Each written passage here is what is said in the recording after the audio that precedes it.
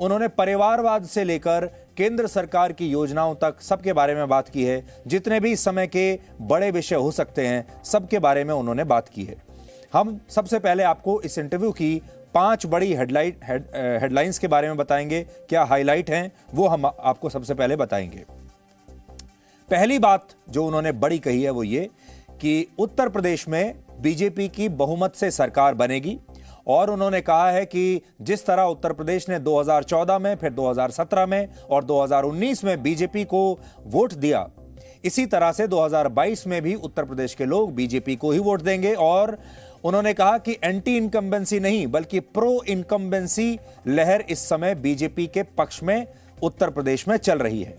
दूसरी बात, इस समय जिन राज्यों में भी बीजेपी की सरकारें हैं वहां उनके खिलाफ कोई लहर नहीं है, और उन्होंने बीजेपी के लिए चुनावों को एक ओपन यूनिवर्सिटी की तरह बताया है और कहा है कि जितने भी राज्यों में चुनाव होने वाले हैं वहां बीजेपी बहुत अच्छा प्रदर्शन करेगी। सब जगह बीजेपी की स्थिति बहुत अच्छी है, मजबूत है, और उसका कारण वो ये बताते हैं कि बीजेपी की सरकारों ने काम बहुत किया है, केंद्र सरकार ने काम बहुत किया है और लोगों को वो काम अपने आसपास नजर आ रहा है।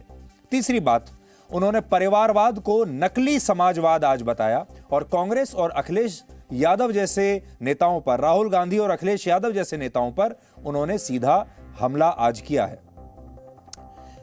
इस इंटरव्यू में उन्होंने कृषि कानूनों का जिक्र भी किया और कहा कि भविष्य में देश के किसानों को एक ना एक दिन यह जरूर समझ में आएगा कि ये कृषि कानून उनके लिए कितने आवश्यक थे। और इस इंटरव्यू में उन्होंने पंजाब में अपनी सुरक्षा में हुई चूक के बारे में भी कुछ हद तक बात की है। हालांकि उन्होंने ये बाद में कह दिया कि मेरा कुछ भी कहना इस बारे में सही नहीं होगा क्योंकि ये मामला अभी सुप्रीम कोर्ट में है। लेकिन आज पंजाब के सिखों के साथ उन्होंने उनके जो संबंध हैं, उनके जो रिश्ते हैं, उसके बारे में आज उन्होंने बात की खुलकर, जिससे आज उन्होंने पंजाब के सिखों को, पंजाब के किसानों को खुश कर दिया। इस विषय में मैंने पूरी तरह मौन रखा हुआ है क्योंकि सुप्रीम कोर्ट स्वयं इसको गंभीरतापूर्वक इस बात को देख रही है। मेरा कोई भी वाक्य पूरी जो चल रहा है उस पर प्रभाव पैदा करे यह उचित नहीं है। जो भी है सुप्रीम कोर्ट के द्वारा जांच कमेटी निकालेगी, जो सत्य होगा देश के सामने आएगा, और हमें तब तक इंतजार करना चाहिए। जहां भी हमें स्थिरता के साथ काम करने का मौका मिला है वहां एंटी इनकम्बेंसी नहीं, प्रो इनकम्बेंसी का माहौल होता है, और भारतीय जनता पार्टी हमेशा प्रो इनकम्बेंसी को लेकर के चुनाव में अधिक ताकत से उभर करके आती है कि 2014 में हमें वोट मिला, फिर 2017 में मिला, 19 में, हाँ। फिर 2019 में मिला, यानी 3 बार मिला। मतलब जो पुरानी थियरी है एक बार आओ एक बार जाओ वाला उत्तर प्रदेश ने पहले ही नकार दिया है। जब पहले ही नकार दिया है तो अब क्यों आगे बढ़ाएगा। भारतीय जनता पार्टी ने अनुभव किया है कि हमें 14 में स्वीकार किया, फिर काम देखा 17 में स्वीकार किया, काम देखा 19 में स्वीकार किया, काम देखा 22 में स्वीकार करेंगे। तो मतदान से ठीक एक दिन पहले प्रधानमंत्री मोदी ने उत्तर प्रदेश के लोगों को यह संदेश दिया है।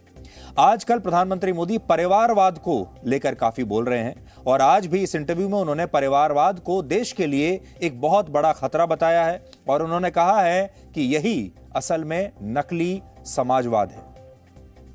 एक परिवार से अनेक लोग जनता के बीच में जाएं, एक परिवार से 2 लोग जाएं, 3 लोग जाएं, और जनता उनको चुनाव करके भेजे, वो एक राजनीति का पहलू है।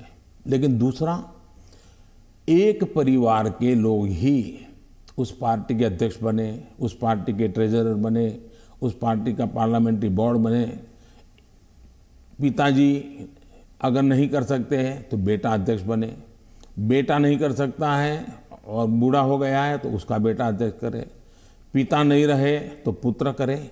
ये जो विरासत और वारसा बारिश के रूप में चल रहा है, डायनेस्टी के रूप में चल रहा है, कोई डायनेमिक्स है ही नहीं, ओनली डायनेस्टी।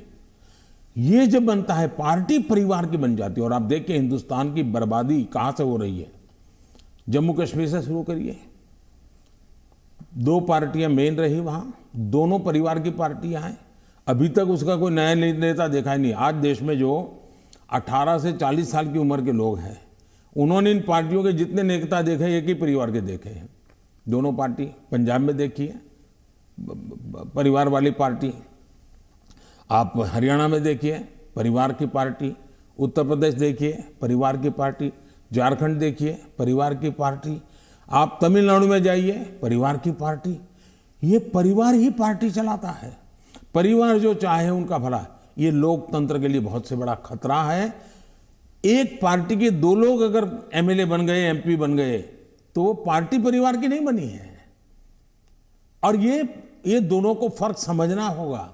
कोई ऐसा कह करके इतने बड़े पाप से भाग जाए, ये नहीं चल सकता है। और मेरा मत है, परिवारवादी पार्टियां लोकतंत्र का सबसे बड़ा दुश्मन है, क्योंकि लोकतंत्र के मूलभूत सिद्धांतों को ही वो नकारता है। दूसरा, जब परिवारवादी राजनीति चलती है, परिवार ही सर्वोपरि होता है। परिवार को बचाओ, पार्टी बचे या न बचे, परिवार को बचाओ, देश बचे या न बचे, ये जब होता है तब सबसे पहले कैजुअलिटी कौन सी होती है? परिवारवादी राजनीति में कैजुअलिटी कौन सी होती है? बेटा जैसा भी होगा लेकिन वही अगला अध्यक्ष बनेगा। तब सबसे बड़ी कैजुअलिटी टैलेंट की होती है। और सार्वजनिक जीवन में जितनी ज्यादा अधिक टैलेंट आए बहुत जरूरी है। इसलिए राजनीतिक दलों का लोकतांत्रिकरण ये बहुत आवश्यक है। प्रधानमंत्री मोदी कोई भी बात बहुत सोच समझ कर बोलते हैं और उन्हें पता होता है कि कब कौन सी बात कहां पर बोलनी है। Presenting V News app, available on Google Play and App Store. Download it now.